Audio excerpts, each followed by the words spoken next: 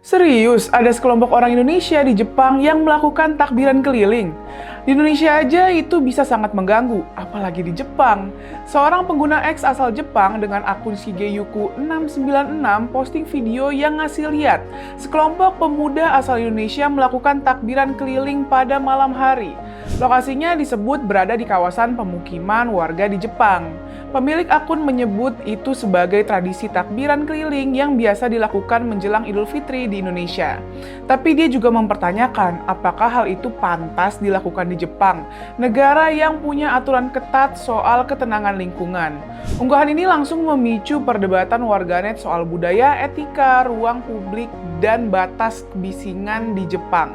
TikToker Jepang yang tinggal di Indonesia, Yamataka1218, ikut angkat bicara.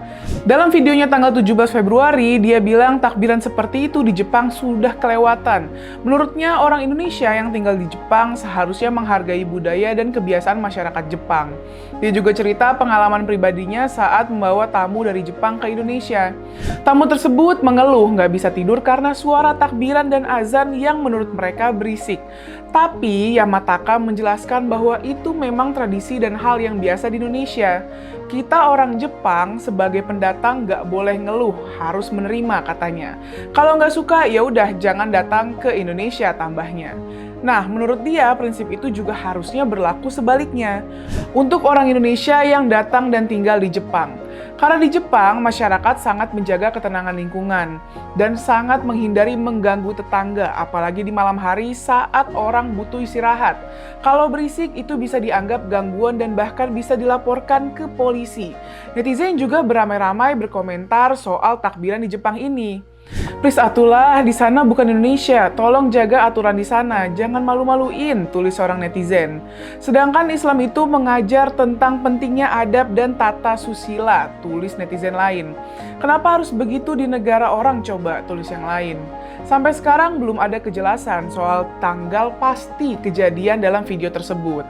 Tapi poin utamanya bukan cuma soal kapan, melainkan soal sikap dan etika sebagai pendatang.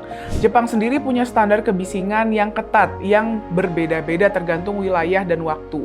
Di area pemukiman, suara luar rumah idealnya tidak melebihi sekitar 55 desibel di siang hari dan 45 desibel di malam hari. Takbiran keliling pakai pengeras suara di malam hari jelas bisa masuk kategori pelanggaran kebisingan dan gangguan ketertiban.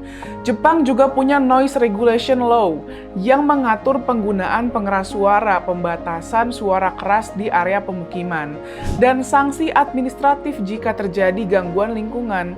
Artinya, ini bukan cuma norma sosial, tapi bagian dari sistem hukum dan ketertiban publik.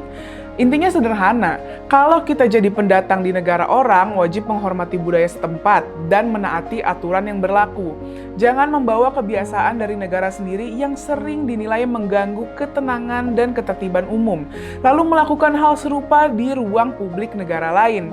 Etika hidup bermasyarakat adalah nilai yang harus dijunjung bersama. Nggak peduli mayoritas minoritas, nggak peduli akamsi pendatang. Jangan sampai tindakan segelintir WNI di luar negeri merusak citra Indonesia di mata dunia. Yuk jadi warga yang beretika dan taat aturan.